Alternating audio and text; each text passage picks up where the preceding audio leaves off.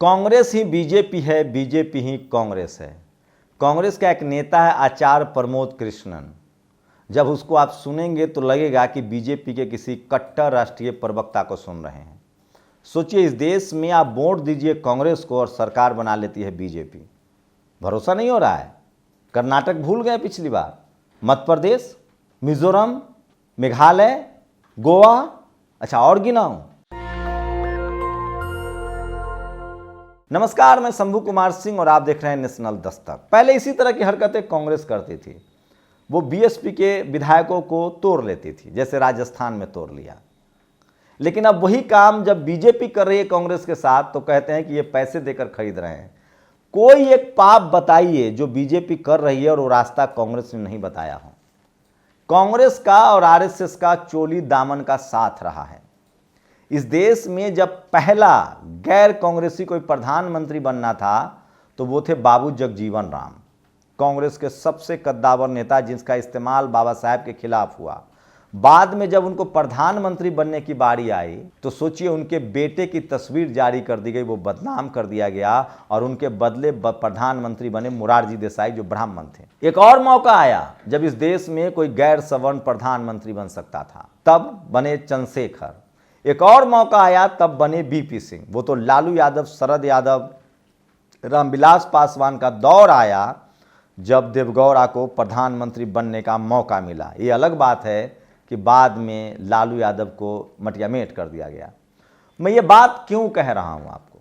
मैं ये बात इसलिए कह रहा हूँ कि आज भी यही स्थिति है। सोचिए, जिस नीतीश कुमार ने लगातार, सोचिए 2018 में 4 राज्य जीत कर आई थी कांग्रेस। कर्नाटक जीती थी, मध्य प्रदेश जीती थी, राजस्थान जीती थी, छत्तीसगढ़ जीती थी और उसमें से चारों के चारों राज्य जो हैं वो बीजेपी के पास थे। कर्नाटक में बीजेपी थी, उसको हराया था। मध्य प्रदेश में बीजेपी थी, उसको हराया था। छत्तीसगढ़ में बीजेपी थी, उसको हराया था। राजस्थान में बीजेपी थी, उसको हराया था। और 2019 में चारों राज्य में सुपरा साफ हो गया कांग्रेस का और मोदी जी 300 सीट लेकर प्रधानमंत्री बन गए और तमाम वो काम करने लगे जो कांग्रेस करती है। बस फर्क इतना है कि सोचिए, आज के डेट में आम आदमी पार्टी सबसे ज्यादा बीजेपी के कोर वोटर को नुकसान करती है। अरविंद केजरीवाल वैश्य समाज से, इसीलिए प्रधानमंत्री नरेंद्र मोदी के दौरान केजरीवाल की पार्टी के सारे नेता गिरफ्तार हो रहे हैं। अब तो बारी खुद सीएम की है। लेकिन जब कांग्रेस का दौर था तो किसी बीजेपी वाले के या सवर्ण नेताओं की गिरफ्तारी नहीं होती थी। तब लालू यादव, मायावती, मुलायम सिंह यादव, नीतीश कुमार, ऐसे लोगों को टारगेट किया जाता था, हेमंत सोरेन को, और बहुजन समाज के नेताओं पर ही कार्रवाई होती थी, स्पेसिफिक बहुजन समाज पर। बाकी सब दूध के धुले हुए थे। यहां तक कि मनमोहन सिंह के दौर में जब झूठा आरोप लगने लगा, यही आरएसएस, आम आदमी पार्टी और ने आरोप लगाना शुरू किया तो किसको जेल भेजा गया? कनी मोरी, ए राजा, ये सब दलित थे और पिछड़े थे और सारा झूठ साबित हुआ। तो कांग्रेस बहुजनों के प्रति इतने निष्ठुर रही है कि आप कल्पना नहीं कर सकते हैं। वहीं बीजेपी के आने से कम इतना तो हुआ है कि कांग्रेस के वोट को तोड़ने के लिए बीजेपी ने पॉलिटिकल डाइवर्सिटी को जरूर अपनाया। उसने तमाम दलित, पिछड़े, आदिवासी नेताओं के साथ गठबंधन किया। ये अलग बात है कि उनके अधिकार कुचले जा रहे हैं, वो तो कांग्रेस के दौर में भी होता था। आज यूपी जीतना है बीजेपी को तो बहुजन नेताओं का सहारा, अनुप्रिया पटेल हो, राजभर हो, निषाद हो। आज यूपी जीतना है तो उसे चिराग पासवान और मांझी चाहिए। मुकेश सहनी पर भी डोले डाले जा रहे हैं, उपेंद्र कुशवाहा। लेकिन कांग्रेस की हेकरी देखिए, वो चाहती है, कांग्रेस जो है वो बीजेपी से ज्यादा कोर संघी है। वो चाहती है कि या तो सत्ता बीजेपी की रहे या हमारी रहे, कोई दलित, पिछड़ा, आदिवासी राजनीति में ना आ पाए। और जिस नीतीश कुमार ने अपने खून से सींचकर, अपने दम से बीजेपी से बगावत करके, ऐसे दौर में जब बीजेपी के खिलाफ कोई बोलने के लिए तैयार नहीं है, ऐसे दौर में जब कोई चू नहीं बोल रहा है, ऐसे दौर में जब कब किसके यहाँ सीबीआई, इनकम टैक्स, ईडी भेज दिया जाए, बेदाग नीतीश कुमार ने हिम्मत दिखाई और बिहार में गठबंधन तोड़ा, तेजस्वी यादव को मुख्यमंत्री बनाया और कहा कि मैं हराऊंगा नरेंद्र मोदी को। लालू जी ने फॉर्मूला दिया, बड़े राज्यों में 10 सीटें और छोटे राज्यों में 5 सीटें और बीजेपी साफ। यह बात कांग्रेस को रास नहीं आई और उसने इंडिया गठबंधन को तहस नहस कर दिया। नीतीश कुमार और लालू यादव ने ममता बनर्जी से लेकर यहां तक कि देवगौड़ा जो आज बीजेपी के साथ चले गए, वो भी गठबंधन के हिस्सा होना चाहते थे, कांग्रेस नहीं मानी। नवीन पटनायक होना चाहते थे, कांग्रेस नहीं मानी। आज जगनमोहन रेड्डी को जेल में न डाला गया होता कांग्रेस के दौर में, उनके पिता मर गए थे, मुख्यमंत्री उनके परिवार से होना चाहिए था, लेकिन कांग्रेस ने जेल में डाल दिया उनको। कांग्रेस को दलित तब याद आता है जब पंजाब में लास्ट के 6 महीना समय रह जाए और सबसे बुरा वक्त हो। कांग्रेस को दलित तब याद आता है जब पार्टी 43 सीट पर बन जाए और जब कोई अध्यक्ष बनने के लिए तैयार न हो, तब उनको खड़गे याद आता है। और जैसे ही कोई दलित अध्यक्ष बनकर 2 चुनाव जिता दे, फिर राहुल प्रियंका होने लगता है और सवर्ण नेताओं की पूरी लॉबी जो है वो काम करने लगती है। यह है कांग्रेस का असली चरित्र, जो कोई सवर्ण आपको पत्रकार तो नहीं बताएगा। वो बीजेपी का प्रो हो सकता है, वो कांग्रेस प्रो हो सकता है, वो बहुजन प्रो नहीं हो सकता है। तो सोचिए, मैं ये बातें क्यों कह रहा हूं। आज 5 राज्यों का चुनाव है। अगर कांग्रेस चाहती तो बीजेपी का सुपरा साफ हो जाता, लेकिन कांग्रेस को दिक्कत क्या है? उसको तो फायदा है। वो चाहती है कि इतनी कुटाई हो, पिटाई हो, इतने हक अधिकार छीने जाए दलित, पिछड़े, आदिवासी और अल्पसंख्यकों का, कि वो सब हमारे पास आ जाए। मतलब सत्ता में या तो हम रहें या बीजेपी रहे। आप बताइए, नीतीश कुमार ने जिस इंडिया, बहुजन समाज के लोग मुझे सबसे ज्यादा कॉल करते हैं, बहुजन समाज क्यों नहीं एकजुट हो रहा है? अरे नीतीश कुमार ने तो सारे बीजेपी के खिलाफ नेताओं को एकजुट कर दिया था। तो असली लड़ाई बीजेपी से कौन लड़ रहा है? राहुल गांधी या नीतीश कुमार? नीतीश कुमार ने अरविंद केजरीवाल, ममता बनर्जी, इन सबको एक साथ कर दिया। तो असली हीरो कौन था? नीतीश कुमार या राहुल गांधी, जिनको केजरीवाल से भी लड़ना है, ममता बनर्जी से भी लड़ना है और बीजेपी से भी लड़ना। मतलब कांग्रेस जो है उसको सबसे लड़ना है और ओवैसी को भी वो साथ ला सकते थे। लेकिन कांग्रेस को, दरअसल आरएसएस की मां जो है वो कांग्रेस है। और यही राजस्थान, मध्य प्रदेश, छत्तीसगढ़, तेलंगाना में दिख रहा है। मैं फिर कह रहा हूं, और ये बात लोगों को समझ में आने लगी है, दलित, पिछड़े, आदिवासियों को। और इनका नाटक समझिए, जब कांग्रेस सत्ता में रहेगी तो बीजेपी जाति जनगणना की मांग करेगी, दलित पिछड़ा हितैषी बनेगी। और जब बीजेपी सत्ता में रहेगी तो कांग्रेस दलित पिछड़ा हितैषी बनेगी। लेकिन ये दोनों खोखले हैं।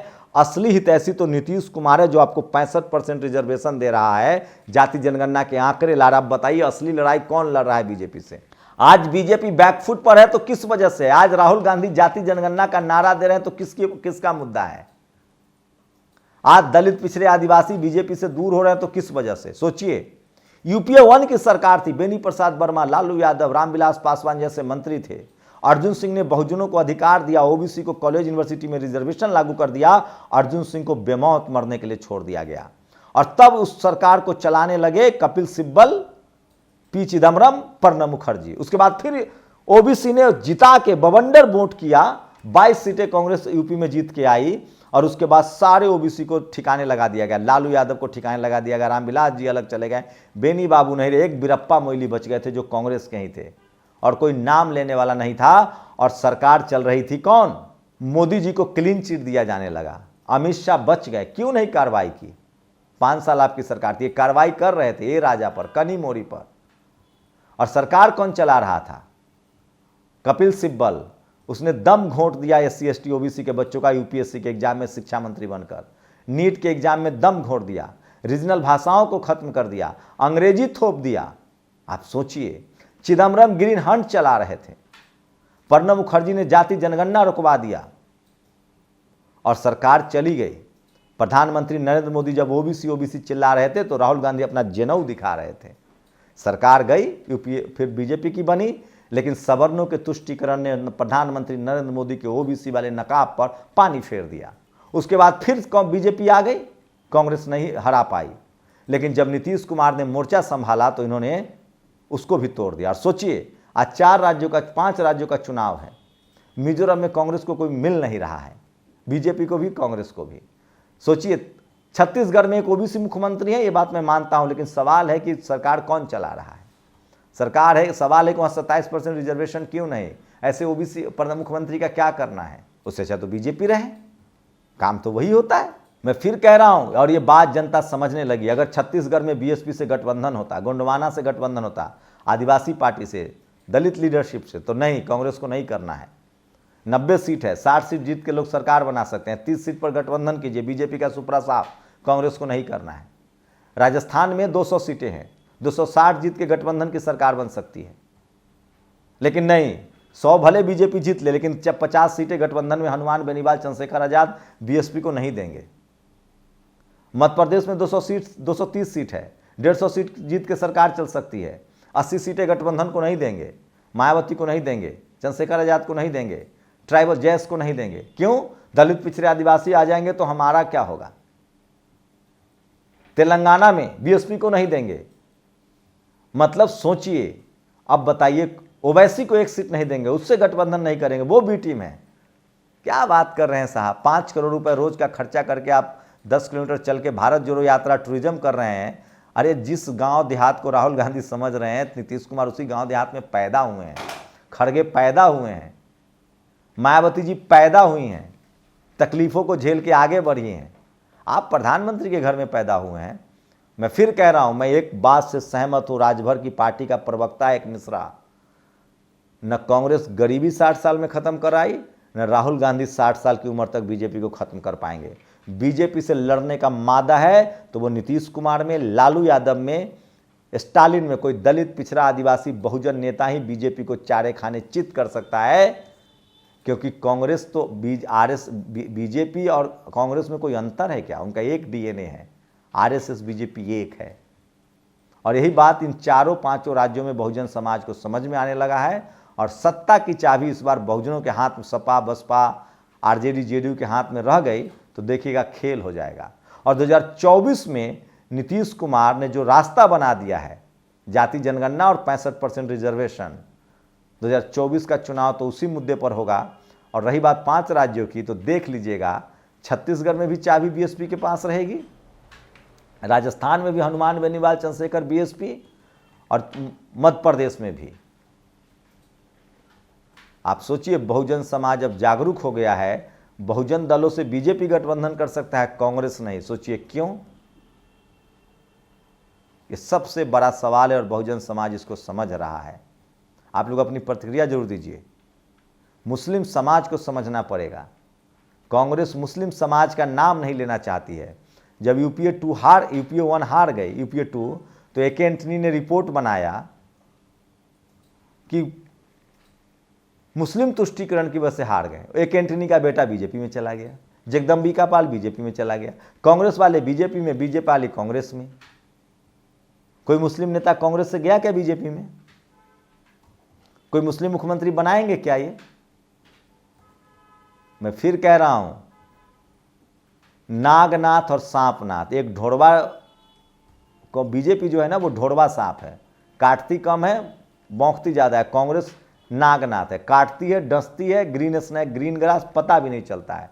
अरे कांग्रेस का डसा तो पानी नहीं पी सकता है।